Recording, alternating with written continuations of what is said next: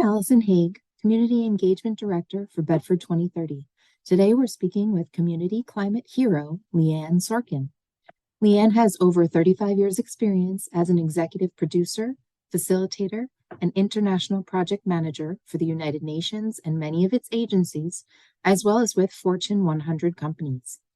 Locally, Lianne is one of the founders of the Women's Wolf Pack, a group of environmentally and spiritually minded women harnessing our skills, passions, and resources to help one another and work towards positive outcomes for the planet. In the following interview, we discuss the importance of local action for global benefit, the power of women, and the role of each individual in combating the climate crisis. It's lovely to be here. My name is Lianne Sorkin. My primary skill sets are in producing live events, hopefully events that move, touch, and inspire people. My passion has been to help create large-scale, engaging gatherings that address strategies and solutions, really for the most pressing global issues. So for decades, I've worked as a consultant with the United Nations, many of its agencies and other nonprofit organizations, to produce events and brainstorming sessions to shine a light on what is the overarching challenge for humanity, the climate crisis. Hand in hand with that, in terms of content, is my work in the gender equality and gender equity space. Thank you for taking the time to talk with us. Bedford 2030 is largely women-run, and we represent some of the many local women changing the world every day. So how do we continue to encourage women to confront this climate crisis and feel empowered that they actually make a difference? I love that question. I'm going to step back and say, first of all, let's think about where we are. Bedford, Pound Ridge, South Salem, North Salem, this area. What a powerful, amazing, privileged spot we all are blessed to live in. And with that privilege and opportunity comes great responsibility. In other words, as you well know, it's often the most disenfranchised, the global South, that is at greatest effect of the climate crisis versus the global North, causing the greatest damage. So when I think about Bedford 2030, I think about the possibilities, what you've already done, what you've already created, the fact that this is here. There is such an opportunity to continue the empowerment of women in this area. Let's also think not just about the area we're in, Allison, but the moment in history that we are in. And I don't think that there has been a more consequential generation than those of us alive at this moment. It is that we are approaching that tipping point. And I say that not out of causing anxiety, paralysis, fear, upset. Those things and those emotions are understandable in the face of the challenges we face. However, I much prefer holding that as an opportunity for the possibilities. Yes, challenges ahead, but what a moment for transformation. What a moment we're all living in to actually see systems transformation at scale and at speed. Because without the large-scale levers of businesses and governments and policy changes and effective activist movements, we just won't be able to pull back from the brink of systems collapse. So honestly, it's incumbent upon all of us to face head-on this seemingly impossible task, literally securing a safe future for life on Earth, for us and future generations. But it is possible against all odds if we listen to the science and collaborate on solutions and in general create strong communities of people taking action together on issues that they're passionate about. And all that brings concrete change down to the local level, really exactly where Bedford 2030 is at. How to empower at the local level in the face of what seems to be daunting challenges. And my sense is, and I borrow this from from many of our great thinkers, Jane Goodall among them. The human spirit is alive and well in all of us. And women and girls are really looked upon, and we're biologically made as caretakers. I don't think it's any accident that it's Mother Nature. So having female attributes, no matter how we self-identify, and I think in all of us, we have male and female attributes, and they are both really important. It just happens that right now, those attributes of leadership that are generally thought of as more feminine, collaboration, compassion, co-creation, being in community, those are the attributes needed by men and women, and however one identifies gender-wise. It's those attributes available to all of us that I think are the things that we should stress and that can empower people, because it has been proven that when women and girls have a seat at the table, when they are involved at the community level in sustainable practices, things change for the better. In fact, one of the top solutions to the climate crisis includes family planning and the education of women and girls. So would you like to tell us about the Women's Wolf Pack? Certainly. Well, the Women's Wolf Pack was an idea just 13 months ago with a handful of women from this area who felt like, hey, we're sort of a little bit eco-warriors, a little bit spiritual, a little bit interested in, connecting with folks, supporting folks. Why don't we get to a small group together and just brainstorm? And so that's how it began. About 22 of us gathered at the home of Martha Handler, who just happens to be the chair of the Wolf Conservation Center. So although the Women's Wolf Pack, on the one hand, had nothing to do with wolves, it had everything to do with the spirit of the wolf. We know the strength of the pack is the wolf, and the strength of the wolf is the pack. So wolf packs actually teach us about leadership and teamwork.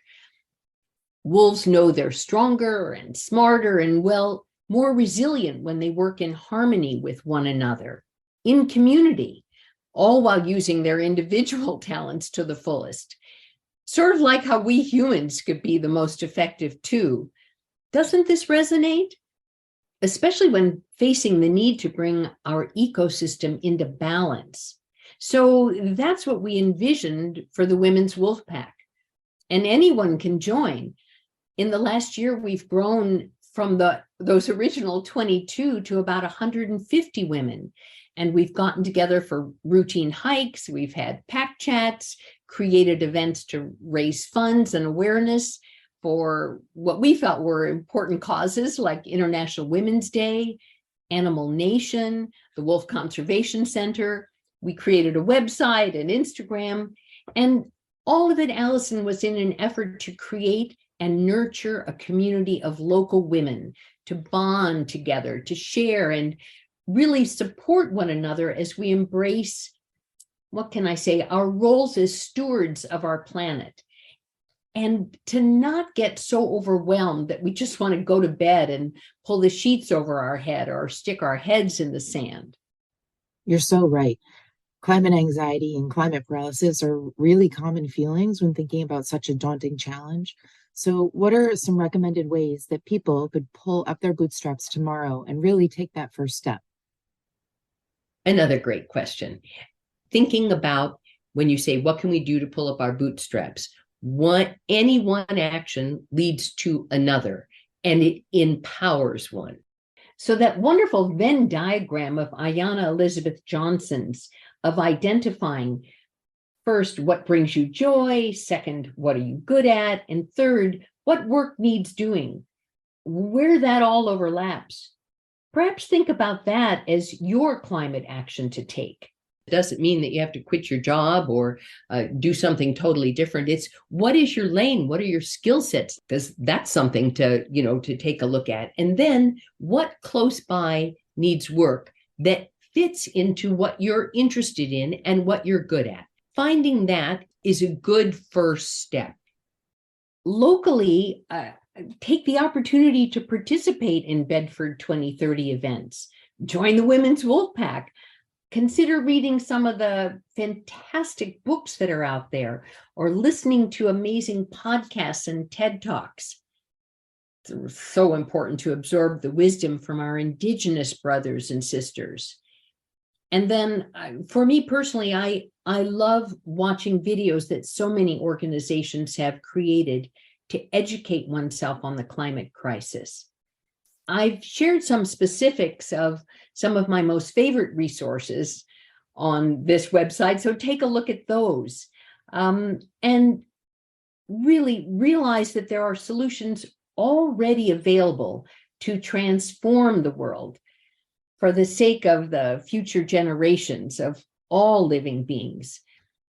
Find a way to get educated and get into action. All of that helps avoid slipping into climate grief. And wow, take a look at what the youth activists around the world are doing. Now that's a dose of inspiration, like your youth programs. You're right. That's exactly why our Greenlight Awards are a priority for Bedford 2030. The Greenlight High School students implement their own big green ideas in their own communities, and they continue to inspire us with creativity and passion every day. So it's our responsibility to equip them with the tools to guarantee a healthy future. Yes, and if we want to be good ancestors and practice some long-term thinking for our kids and grandkids and their kids, let's follow Greta Thunberg's advice. We've got to treat this crisis as the emergency it is. I mean, the youth are leading the way because it's their future we're stealing if we don't act as if this is like the most important moment in the history of humanity to take positive actions. We've got some incredible leaders of youth activists right here in the US, like Shea Bastida, Alexandria Villasenor, Jerome Foster III. I mean, check out their Instagrams or Twitter feeds, their organizations. And your high school Greenlight Awards participants. There's just so much power and activism right here through Bedford 2030. It's such an opportunity to make a difference. Don't you think so, Allison? I hope so, and I think so. We work hard every single day, and if we didn't think there was hope in it, we wouldn't do it. But I wonder how many people think, am I enough? That's the question. But everyone's enough, and everyone has something or a skill that they can contribute, or an idea, like you mentioned earlier. You just throw it out, and sometimes it manifests. That is exactly it. Everybody counts. Every moment is golden. Every person counts. Everybody can do something. And it doesn't, big or small parts really doesn't matter. It's just doing whatever is yours to do in the world. My friend Lynn Twist with Pachamama Alliance puts it this way: maybe what's going on the planet now, it's not happening to us, but if we hold it as if it's happening for us, to get us into action, that's often a better way to stay away from climate anxiety and climate grief, if we move into action. And if we're around, there's a great quote from Richard Bach from one of his books a while back, and it goes like this: here's a test to see whether your mission on Earth is completed. If you're alive, it isn't. So if all of us in any demographic, in any generation are here during these consequential years, then there's something for us to do. Bedford 2030 has been demonstrating how to do things at the community level, collectively. It's growing, it's replicable, it's scalable. So since this is the time in human history that is the most decisive, why don't we all believe that we can make a difference? Because I truly believe we can, and I'm just saying, it has to be us, and it has to be now.